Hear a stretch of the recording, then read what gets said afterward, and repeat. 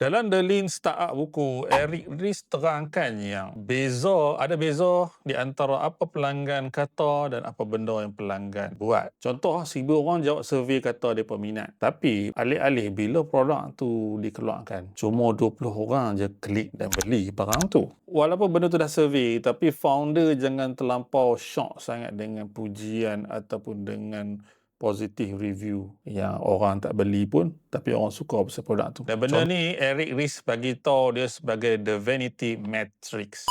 Vanity matrix. Nombor nampak besar tapi belum tentu lagi buat duit. Yang paling penting adalah berapa orang klik, berapa orang beli, berapa orang guna semula dan berapa orang repeat order. Sebab customer paling jujur bukan masa mereka jawab survey. Tapi customer jujur ni bila mereka keluarkan duit. Jangan kita ukur minat dengan mulut. Tapi the best thing adalah dengan tindakan. Kalau orang kata saya support, tak semestinya bermaksud payment successful. So ada beza dua tu. Pastikan pelanggan kita ni memang beli dengan kita, bukan sekadar minat kita.